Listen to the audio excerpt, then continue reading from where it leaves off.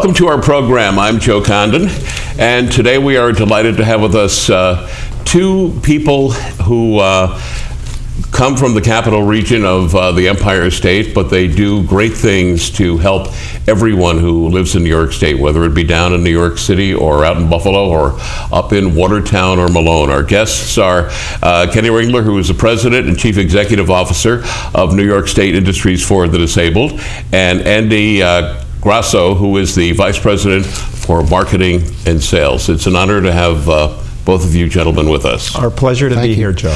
Now, could you explain to our listeners and viewers what the New York State Industries for the Disabled is about? Actually, until Mr. Ringler became involved in it, I had never really heard of your organization. One of the things you've been trying to do is create more visibility. So why don't you start? Oh, Joe, thank you so much. And it's really great to be here and to tell a story. And you know, you said you've never really heard of us, but quite honestly, that's probably better, because quite frankly, what we're doing... You've always been that way. Yes, I know that. is trying to help. We have 155 members throughout the state of New York. And their role is to help people with disabilities, and they help them in various capacities. They help them with rehabilitative services, they help them with medical services, vocational training, and ultimately trying to find jobs for people so that people with disabilities can be hopefully integrated into the normal day-to-day life that the rest of us enjoy. And that's a challenge.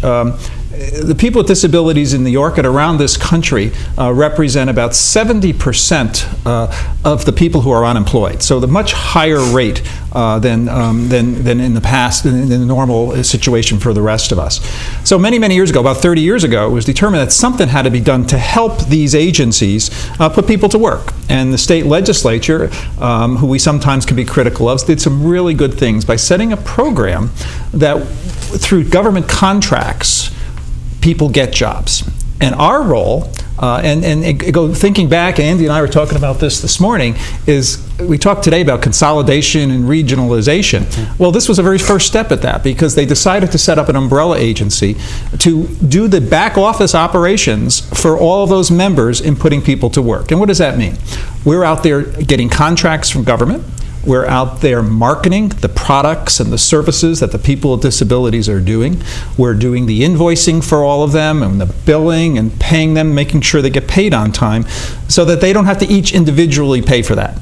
So in a nutshell, we're a support service. What we're trying to do is establish the idea, and why I'm trying to get more visibility, is that it's so important that we continue to build relationships with the private sector, with government agencies, so that they're buying our products, so that they can work with us, so that we can grow the number of people who are working with disabilities in New York. Right now, we have about 7,000 people who are working under our program with $43 million in salaries that are paid to them. But that's just the tip of the iceberg. Our goal by 2014 is to have 10,000 people with disabilities working on these contracts and doing good, productive work and enjoying life as you and I do. Andy Grosso, Mr. Ringler made reference to the fact that you have over 150 members here in New York State. Why would someone or an organization want to become a member of the New York State Industries for the Disabled? You know, as a member of NYSID, New York State Industries for the Disabled, we, as Ken mentioned, we provide a variety of services. What we allow our members to do is to focus on their core competency, which is in the area of rehabilitation services, providing clinical support, providing training to allow people to get back into the workplace. So the role that we play at NYSID is to identify emerging opportunities, areas where individuals with disabilities can be fully integrated into a work setting and become productive. And in so doing, they then become taxpayers. They become part of the economic engine here in New York State. So our role is assisting our members in terms of taking individuals that have some form of disability, if you will, and then functioning in a way in the workplace where they are fully contributing. So that's kind of the role that we play, is to allow our members to major on their expertise and allow us to do the support side of it. The state legislature a few years ago changed the law, which has been very helpful to us, because what it's allowed us to do is to partner and have associate memberships with businesses who hire the disabled. And it's been a boon for us, because we're able to take our people with disabilities and one of our members and partner with a business entity who is doing work. That business entity gets the benefits that we have of being able to get no-bid government contracts. We get the benefit of that private sector being able to offer jobs to people with disabilities. There's nothing having the self-pride of a job and a paycheck. And that's what our program is all about, is putting people to work so that they're part of society. And, you know, and Joe, and it's not just the people with developmentally disabilities as well. As you know, our good friend Father Peter Young has the Altamont program here in Albany, and they actually provide a great deal of services with people with substance abuse and alcohol abuse, many of them veterans coming home, and one of his goals is to find jobs for people.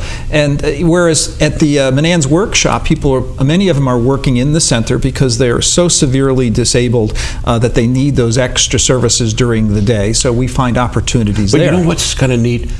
Nobody notices. No. I mean, in the beginning, you know, when we first moved into Manans, like, what's the situation? But nobody notices, and hey, everybody recognizes one another, and it's very nice. It is wonderful. Absolutely. It is wonderful.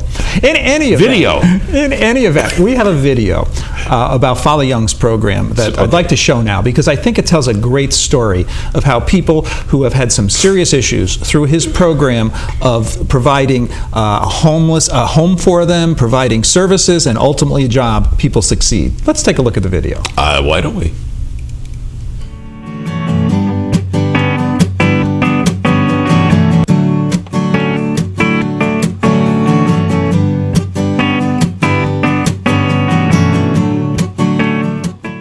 Hi, I'm Father Peter Young. There are people with disabilities, and they need the dignity of a paycheck.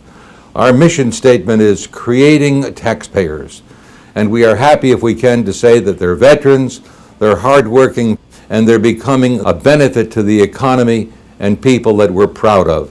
So I want to thank all of these good folk who are making all of this happen, especially our friends here at the New York State Industries for the Disabled.